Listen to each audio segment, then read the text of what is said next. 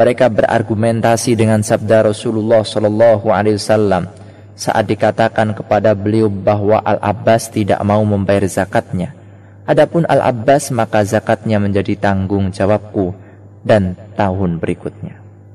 Hadis ini mereka tafsirkan bahwa Al-Abbas radhiyallahu anhu membayarkan zakatnya 2 tahun sebelum waktunya. Tetapi menurut penafsiran yang kuat adalah bahwa Rasulullah SAW menanggung zakat Al-Abbas dan membayarnya 2 kali lipat. Karena Al-Abbas adalah sanak kerabat beliau sehingga dendanya juga lebih berat. Masalah ini seperti pernyataan Amirul Mukminin Umar bin Khattab saat melarang kaum muslimin melakukan sesuatu hal demi memperlancar maklumatnya. Ya, ini beliau mengumpulkan sanak kerabatnya dan berkata, sesungguhnya saya melarang kaum muslimin ini dan itu, maka tidak aku lihat salah seorang dari kalian melakukannya, kecuali aku lipat gandakan hukuman atasnya. Hal ini perlu dilakukan karena terkadang kerabat, raja atau penguasa berani dan tidak takut melakukan pelanggaran karena merasa dekat dengan raja, sehingga ia memanfaatkan kedekatannya itu untuk melanggar peraturan.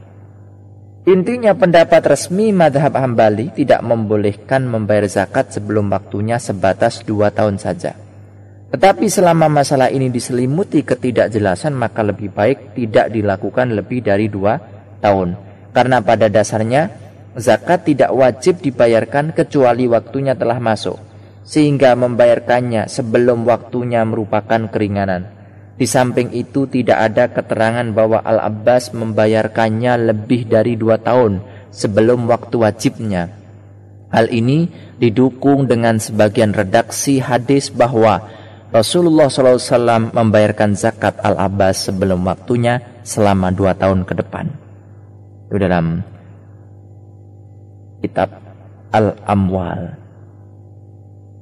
Bisakah dipahami bahwa Al-Abbas radhiyallahu anhu hanya membayarkan 1 kali zakat dari 1 tahun? Ande Ali radhiyallahu anhu mengatakan, berberapa zakatku atau zakatku, tentu pertanyaan ini bisa dimaklumi. Namun, bisa juga seseorang mengatakan, kita tidak diterima jika hadis di atas menjadi dalil bolehnya membayar zakat untuk lebih dari 2 tahun sebelumnya.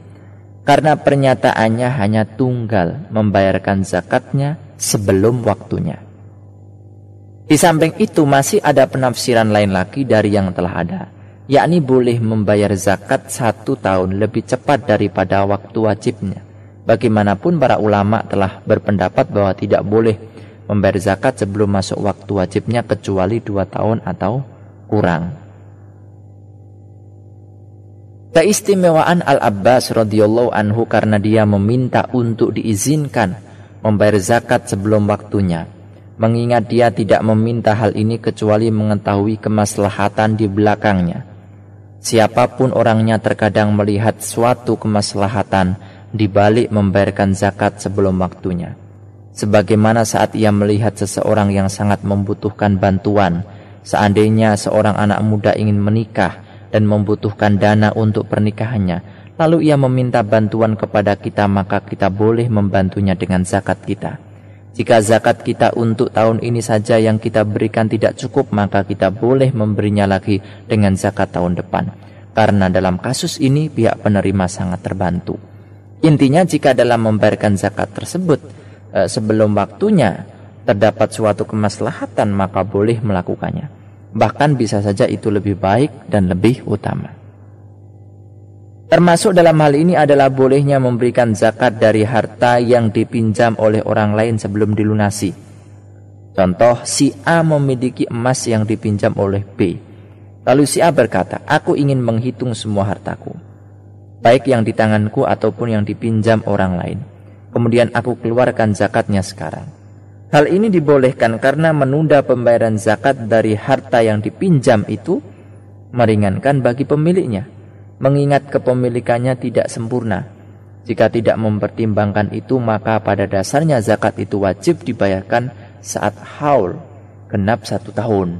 Tetapi jika seseorang membayarkan zakat dari harta yang dipinjam orang lain beserta harta yang di tangannya, maka itu dibolehkan dan tidak apa-apa.